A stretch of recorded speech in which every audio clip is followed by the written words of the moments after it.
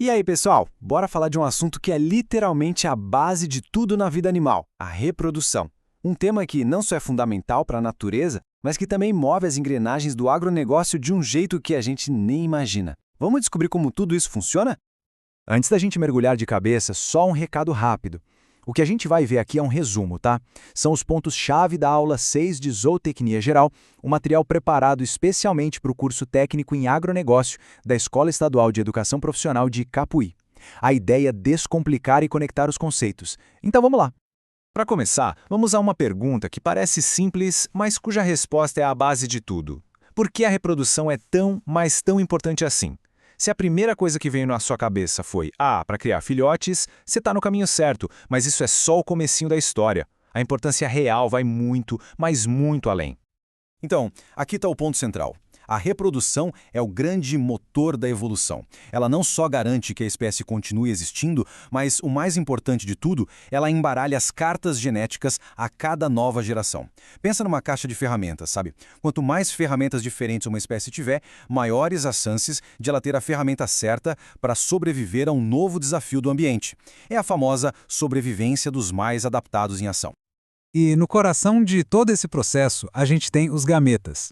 Eles são, literalmente, as duas metades que se juntam para formar um novo ser. De um lado, o óvulo da fêmea, do outro, o espermatozoide do macho. Quando essas duas células se encontram, é como se dois projetos genéticos únicos se unissem para criar algo completamente novo e diferente dos pais.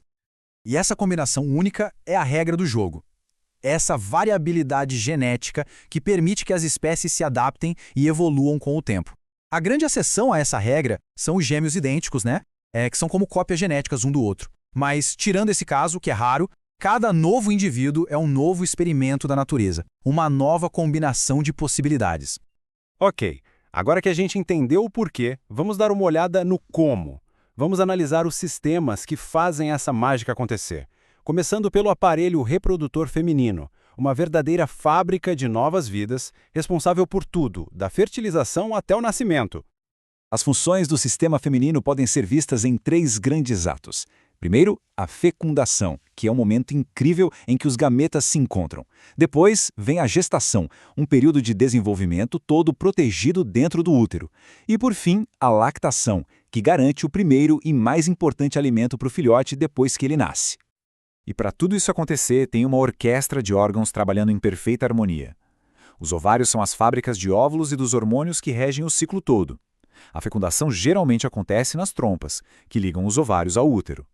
O útero, por sua vez, é o berço seguro para a gestação. E, por fim, a vagina e a vulva têm papéis super importantes tanto na cópula quanto na proteção de todo o sistema.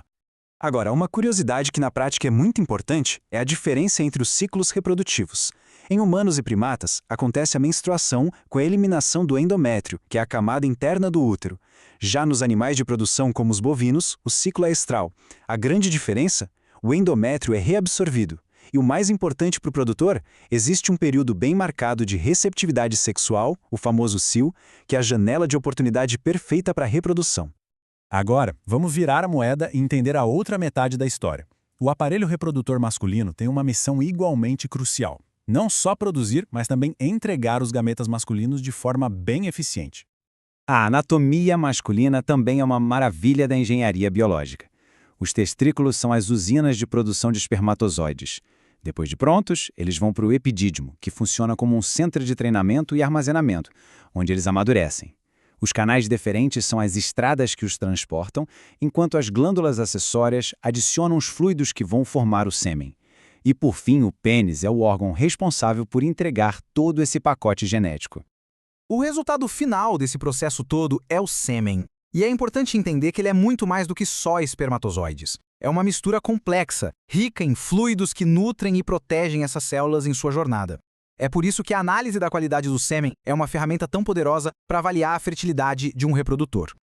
Com a biologia bem entendida, a gente pode agora explorar a fertilidade na prática e como a tecnologia moderna está transformando a reprodução animal, especialmente no agronegócio. É muito importante lembrar que a fertilidade não é um interruptor de liga e desliga. Ela é o resultado de um equilíbrio super delicado de vários fatores. A idade do animal, sua condição nutricional, seu estado de saúde, a genética que ele carrega e, fundamentalmente, o manejo que ele recebe no dia a dia. Todos esses elementos precisam estar alinhados para ter sucesso na reprodução. E é aqui que a ciência e a tecnologia entram em campo para otimizar o processo todo. A inseminação artificial, por exemplo, permite que a genética de um único touro de elite seja usada para gerar milhares de descendentes.